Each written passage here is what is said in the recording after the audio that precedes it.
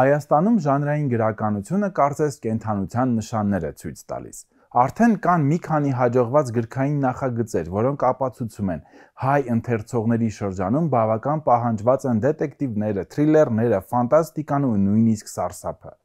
Սակայն հենց սարսափը թերևս ամենավատ ներկայացված ժանրերից է հայալեզու գրքաշխարհում։ Եթե որոշենք հիմա հաշվել այս ժանրի բոլոր ստեղծագործությունները հայերենով, ապա գուցե կբավականացնեն միայն մեկ ձեռքի մատները, իսկ ամենամեծ բացը, որը կա հայալեզու սարսափում, Հովարդ Լավքրաֆթի բացն է։ Այո, հայերենը դեռ չի բախվել Կտուլխու Տագենին ու դեռ չի փորձել փայլել Լավքրաֆթյան աշխարհում իր հնչյունաբանական ողջ շքեղությամբ։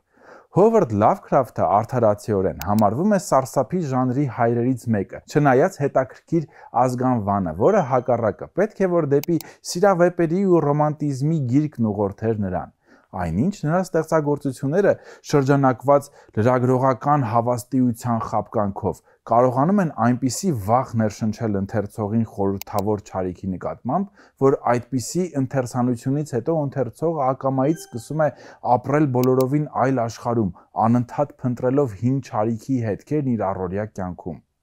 Սա վարպետության գագաթնակետն է, երբ հեղինակը կարողանում է ոչ միայն հետաքրքիր պատմությամբ գամել ընթերցողին գրքին, այլև ներշնչել նրան շատ իրական զգացողություններ։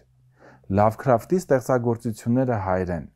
Սա անշուշտ մեծ մարտահրավեր կլինի։ Ինչ խոսք, այդ հանդուգն թարգմանիչներին պետք կլինի, ինչպես ասում են, սիրել ու գուրգուրել, որովհետև բացի լեզվաբանական ծանր աշխատանքից, նրանք ստիպված են լինելու հաղթահարել նաև սարսափի սարդոստայինները։